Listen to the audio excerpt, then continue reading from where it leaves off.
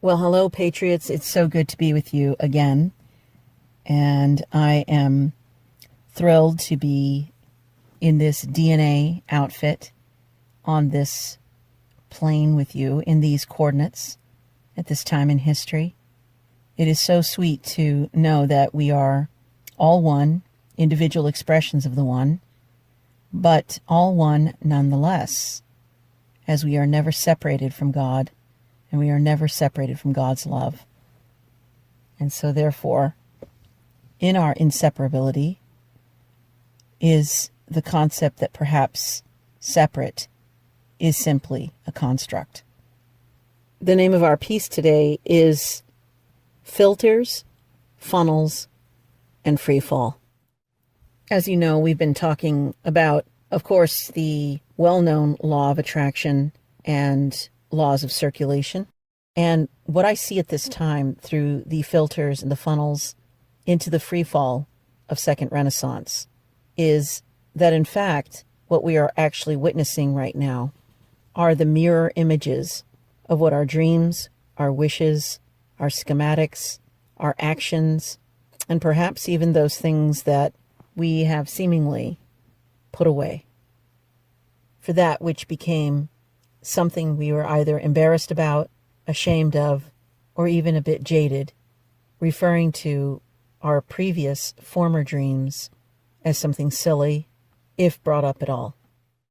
I remember saying this when I was a teenager once.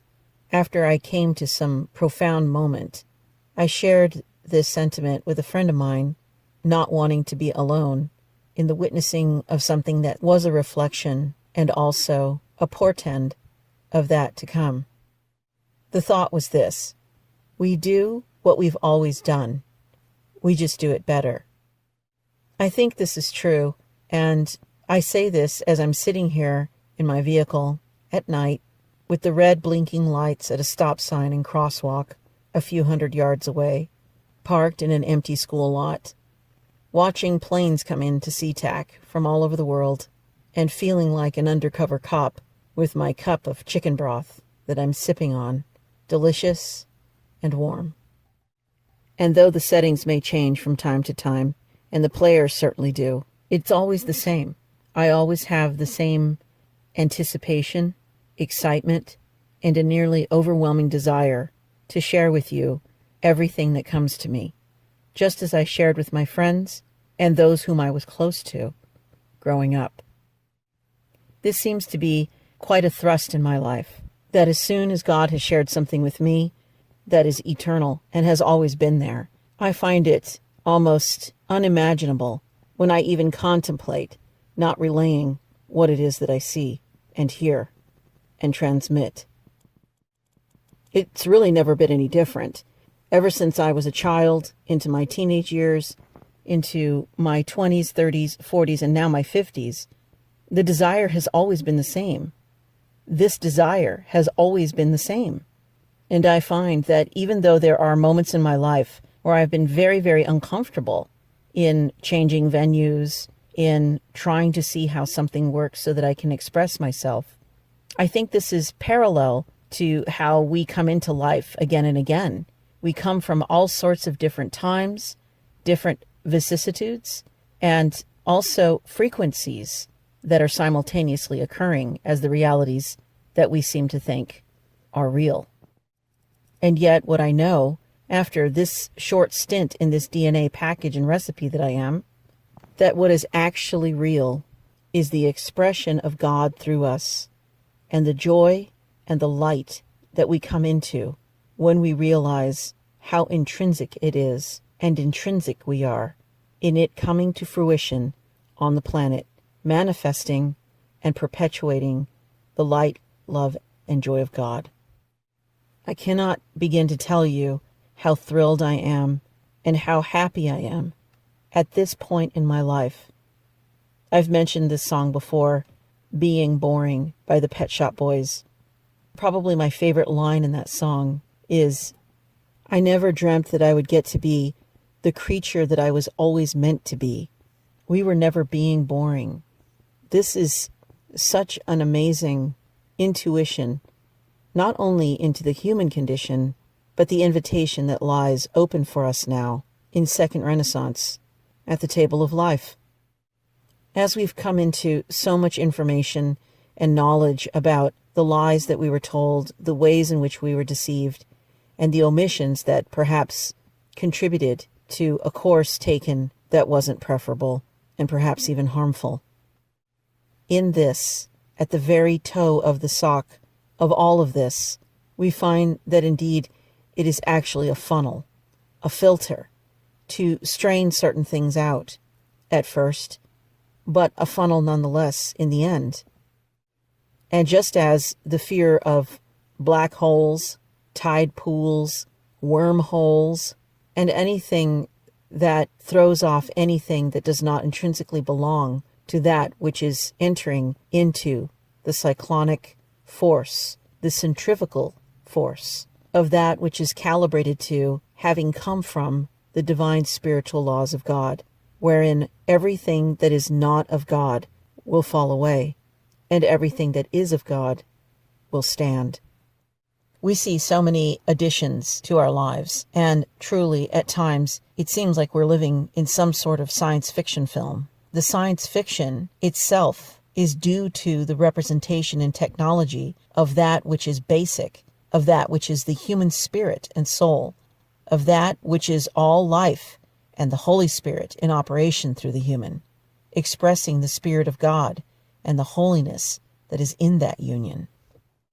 As I have spoken about inversion, the turning right side out of the lie, it seems as though that because we are surrounded with so much deception and surrealism, that it appears nearly impossible that we should find truth in that which we witness around us.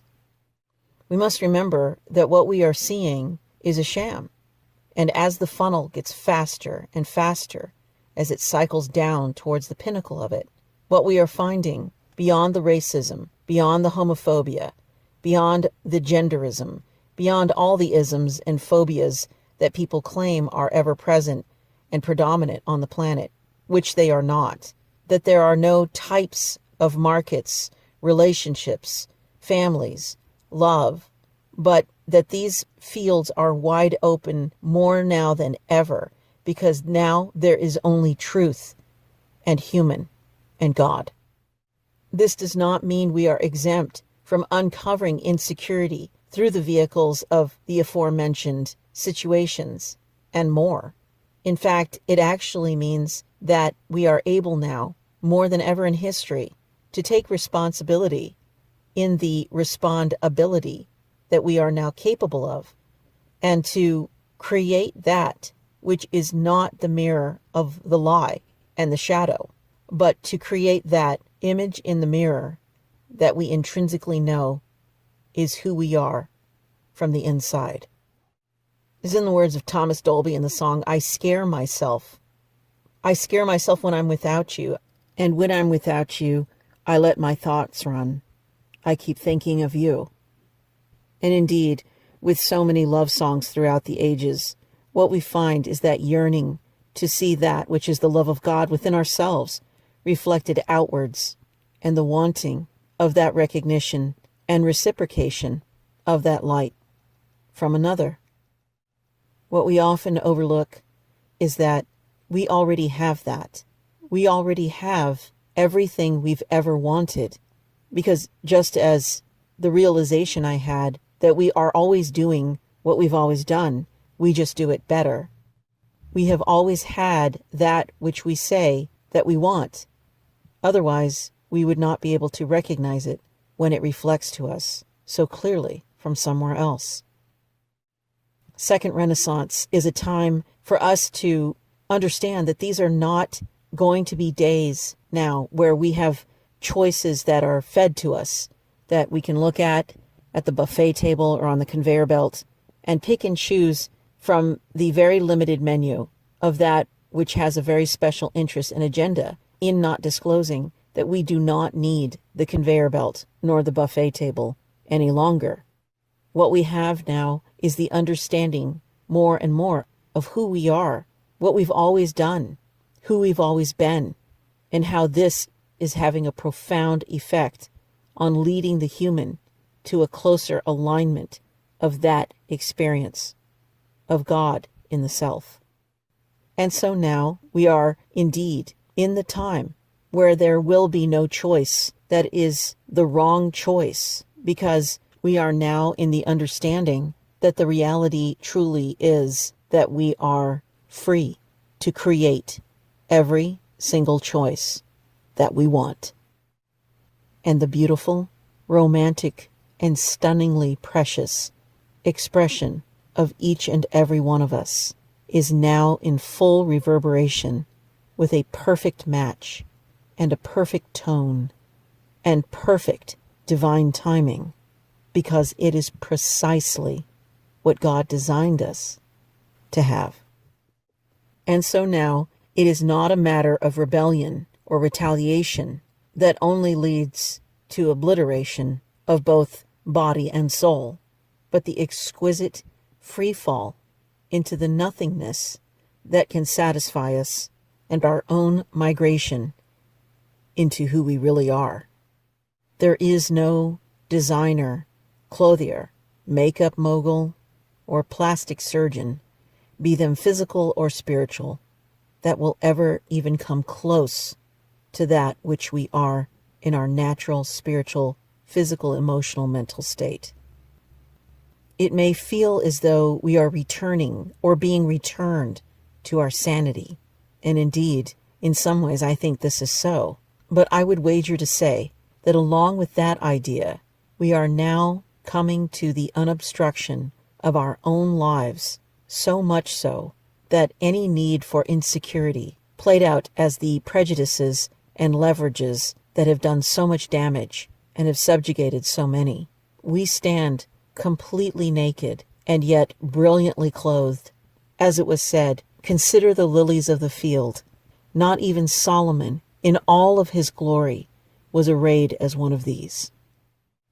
What lies before us now is a completely beautiful and perhaps unexpected world of treasure that we can take our sweet time in examining and enjoying, thanking our God over and over and over for the crown jewel that we discover as ourselves.